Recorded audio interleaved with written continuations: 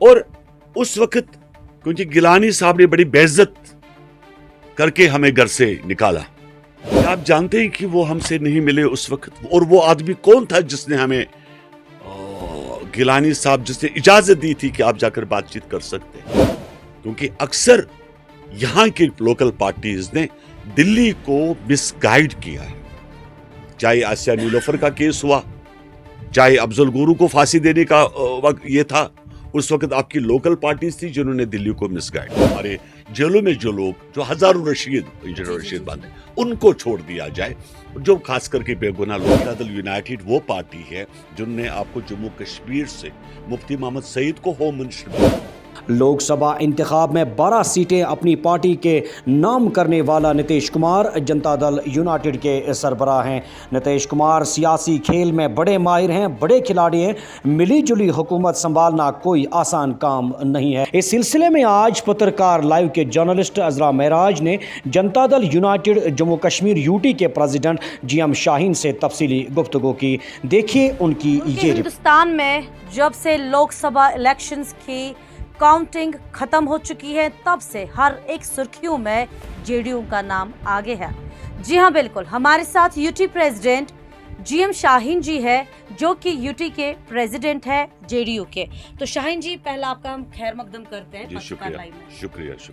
तो सीधे बात करेंगे जेडीयू पे, क्योंकि जब से इलेक्शंस के रिजल्ट आए हैं तो हर एक की नजरें जेडीयू पे बनी रही है।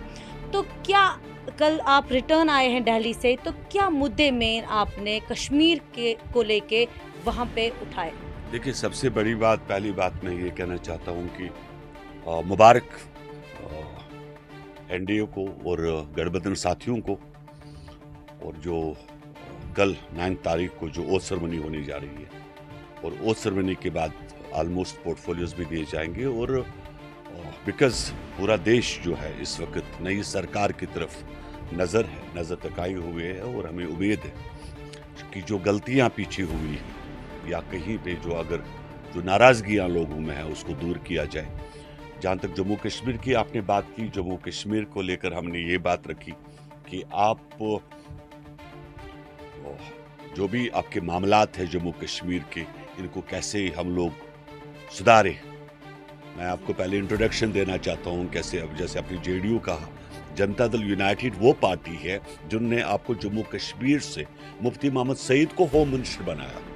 उसको यहाँ पर किसी लोकल पार्टी ने होम मिनिस्टर नहीं बनाया, ये जनता दल यूनाइटेड ही थी जिन्होंने बाहर से कहीं से उसको इलेक्शन जिता के देश का होम मिनिस्टर बनाया। जो फक्र की बात रही जम्मू कश्मीर के लोगों के लिए, आपके अनंतनाग से मोहम्मद मकबूल डार को शांगस से मेंबर पार्लियामेंट उन्होंने इलेक्शन जीता और देश का गृह मंत्री उसको भी बनाया। और उस वक्त 6 MLA हमारे यहाँ पर जम्मू कश्मीर के अंदर, शायद हमारे जो आज की यूथ है उनको शायद याद ना हो, और इखवान का दौर था। इखवान के खिलाफ अगर किसी ने लड़ा उस वक्त जनता दल ही थी। और आज क्योंकि एक नई सरकार बनने जा रही है, और जो मोदी जी के सरबराही में सरकार बनने जा रही है, और हमारे क्योंकि काफ़ी सारे इश्यूज है जम्मू कश्मीर के अंदर जी। एक सबसे बड़ा इशू ये है कि जैसे आप जानते हैं कि स्टेटहुड हमारे पास नहीं है। हमारा ये मानना है हमारी पार्टी की, ये हमने जो अपने सहयोगी पार्टनर से ये बात की कि आप कम से कम जम्मू कश्मीर असेंबली इलेक्शन से पहले स्टेटहुड दिया जाए। और उसके साथ साथ क्योंकि अभी नॉर्थ कश्मीर में आपके सामने एक इंजीनियर रशीद ने इलेक्शन लड़ा और लोगों ने उसको काफी वोटों से जिताया, सराहना किया। लेकिन यहाँ हजारों इंजीनियर रशीद बंद है। मैं कहीं पर किसी को नाराज नहीं हूँ, या नॉर्थ कश्मीर के लोगों से मेरी कोई नाराजगी नहीं। हम खुश है अगर कोई बेगुनाह आदमी अगर जेल से बाहर आता है, लेकिन हजारों की तादाद है। जहां तक मेरी जात GM शाहीन या मेरी पार्टी जनता दल यूनाइटेड की बात है, मेरी कोशिश ये रहेगी जो बेगुनाह लोग जेलों में बंद है उनको कम से कम इस बार छोड़ दिया जाए। ये मेरी हम लोग सहयोगी पार्टनर जो हमारे है उनसे हम गुजारिश करेंगे। ऐसा नहीं है कि जो कल मीडिया ने तोड़ मरोड़ करके कुछ बातें पेश की कि बिकॉज हम लोग आज मोदी जी ने भी अभी पूरे सभी मेंबर पार्लियामेंट्स के सामने ये कहा कि हर एक की बात सुनी जाएगी जो भी सहयोगी पार्टनर है। तो एज ए सहयोगी पार्टनर की हैसियत से हमारी गुजारिश होगी, रिक्वेस्ट होगी कि कम से कम जो आपका जो हमारे जेलों में जो लोग जो हजारों इंजीनियर रशीद बात उनको छोड़ दिया जाए, जो खास करके बेगुनाह लोग हैं, ताकि वो कौमी दायरे में आए, काम काज करे, देश को आगे बढ़ाए, जम्मू कश्मीर को आगे बढ़ाए। तो शाहीन जी, बात करेंगे यहाँ पे आपने बताया कि जो जेलों में बंद है उनकी रिहाई के लिए आपने बात आगे चलाई है। क्या इसके साथ साथ जो मेन मुद्दा है कश्मीर का, बेरोजगारी का, क्या उस पे लेके कोई चर्चा आपने की है? नहीं, अभी हमने बात नहीं की, क्योंकि अभी देखिए शुरुआत है।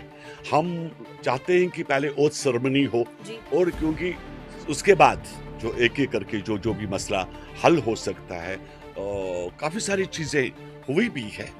आपका टूरिज्म बढ़ा है, उस पर हम इनकार नहीं करते। आपका नाइट फ्लाइट्स आ रही है जम्मू कश्मीर के अंदर, आपकी ट्रेन बहुत जल्द आ रही है, आपका 4 लेन रोड बहुत जल्द बनने जा रहा है। लेकिन हम सहयोगी पार्टनर से ये जरूर कहेंगे, लेकिन पहले वो जो कैद में है, जो सेंट्रल जेल में है, जो बाहर की जेलों में है, बेगुनाह है, उनको रिहाई की बात है। जो गठबंधन अभी जेडीयू और भाजपा के बीच में, क्या आपको लग रही है बरकरार रहेगा?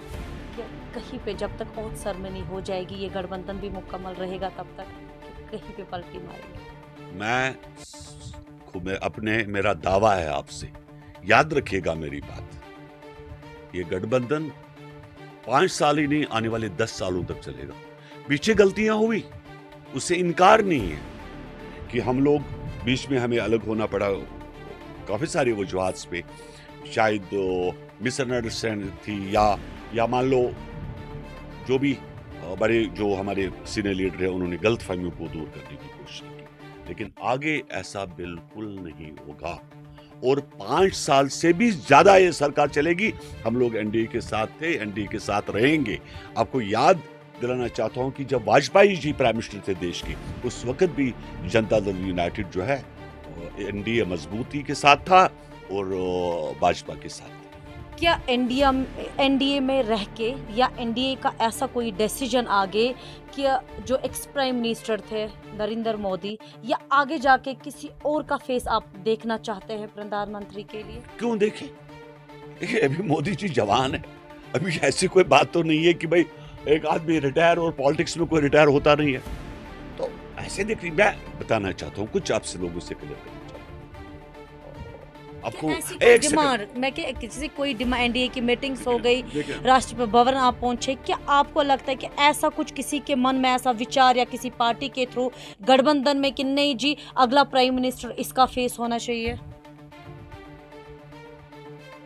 2014 में मोदी जी ने ओथ सेरेमनी ली थी पहली दफा, मैं याद दिलाना चाहता हूं। 2016 में यहां पर हालात जम्मू कश्मीर में खराब हुए थे और आपको याद होगा आसिया नीलोफर का केस हुआ था कि आप भाई टेबल पे आके बात करें, और मैं अल्लाह गवाह कि मैं किसी के लिए झूठ नहीं बोलूंगा। अरुण जेटली साहब उस वक्त के, शरद यादव जी एंड देश के जो गृह मंत्री थे राजनाथन जी थे। संतूर में हमारी ऑल पार्टी मीटिंग थी और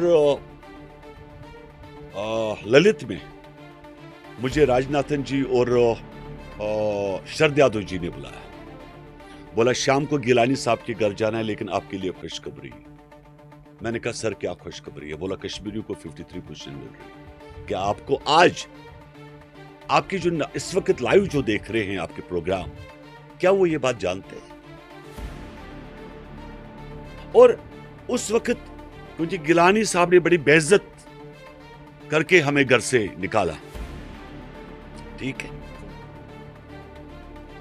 क्या आप जानते हैं कि वो हमसे नहीं मिले उस वक्त? और वो आदमी कौन था जिसने हमें, गिलानी साहब जिसने इजाजत दी थी कि आप जाकर बातचीत कर सकते हैं? तब भी नरेंद्र मोदी था।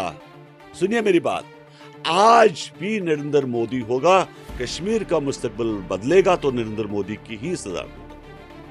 तो आपको लग रहा है कि जो इन्होंने बताया कि असेंबली से पहले पहले हम स्टेटहुड वापस करेंगे, क्या आपको नहीं लगता है कि जो सेंट्रल से, यानी अगर हम मरकज़ी सरकार की बात करेंगे, जो उनका दावा था कि दिल्ली की दूरी हम कश्मीर से ख़त्म करेंगे, क्या आपको लगता है कि स्टेटहुड से यूटी पहली बार ऐसा इतिहास है कि ऐसा मुमकिन है कि वो असेंबली इलेक्शन से पहले हो जाएगा?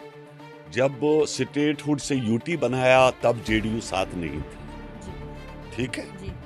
और तब नाराजगियां पैदा हुई थी। आज माशाअल्लाह वी आर वन, हम एक है दो नहीं है। जहां पर गलतफहमी होगी वहां पर हाथ जोड़ेंगे, हाथ जोड़ के, क्योंकि अक्सर यहां की लोकल पार्टीज ने दिल्ली को मिसगाइड किया है। चाहे आसिया नीलोफर का केस हुआ, चाहे अफजल गुरु को फांसी देने का वक्त ये था, उस वक्त आपकी लोकल पार्टीज थी जिन्होंने दिल्ली को मिसगाइड किया।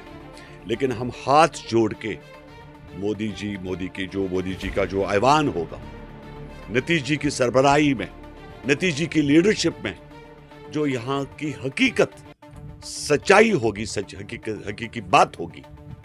मैं जानता हूं कि एक कश्मीरी नौजवान खुले में जीना चाहता है, और अल्लाह गवाह है वो किसी की लीडरशिप में मुमकिन नहीं है, वो खाली मोदी जी की लीडरशिप में मुमकिन है।